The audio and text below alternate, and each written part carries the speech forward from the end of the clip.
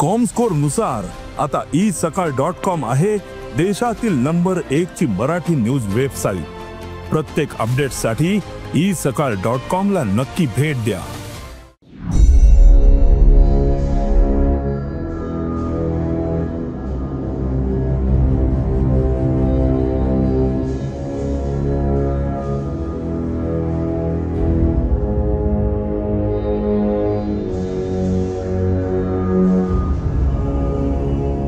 मराठवाड्याचा एक व्हिडिओ सध्या सोशल मीडियावरती तुफान व्हायरल होतोय आणि या व्हिडिओमध्ये काय झालंय तर आकाशातून चक्क दगड पडलेत।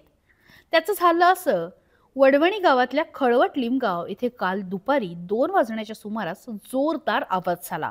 एकदा नाही तर 3दा आवाज झाला आणि आकाशातून दगड पडले। त्यातला एक दगड भिकाजी अंबुरे यांच्या घरावर पडला। दगड इतक्या वेगाने पडला की घरावरील पत्रा तुटून हा दगड खाली पडला, तर 2 दगड इतर शेतांमध्ये पडले अशी माहिती गावकऱ्यांनी दिली आहे। तर दुपारी 2 वाजता आवाज झाला। मी बाहेर बसलेलो होतो। मग बाहेरून मध्ये येऊन बघितलं तर पत्राला धवाड पडून खाली चूल फुटली। तर त्याच्यामुळं आमची इथं बाया पोरं जेवत होते समोरच। तर त्याच्यामुळं आम्हाला भीती निर्माण झाली, भीती वाटते।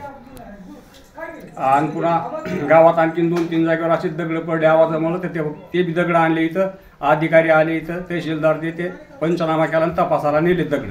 घरावर पडलेला दगड हा वेगळा असल्याचं गावकऱ्यांनी सांगितलं। तो ज्या घरामध्ये पडला तिथे हा दगड खूप गार असल्याचं सुद्धा त्यांना जाणवलं। खळवट लिमगावच्या आजूबाजूच्या गावकऱ्यांनी देखील हा आवाज ऐकला होता।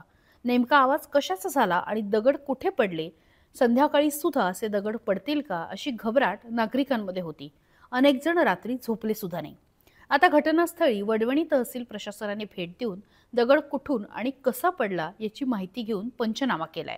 तर आज सकाळी APJ अब्दुल कलाम खगोल अंतराळ विज्ञान केंद्रामधल्या संभाजीनगरचे अभ्यासक सुद्धा तिथे गेले होते। त्यांनी सुद्धा हा आवाज कशामुळे झाला आणि दगड पडण्याचं कारण काय, यामागचं गूढ काय याची माहिती कळवू असं सांगितलं आहे। यातला एक दगड तहसीलदारांनी जप्त केलाय, तर एक दगड जिल्हाधिकारी कार्यालयात पाठवण्यात आलाय।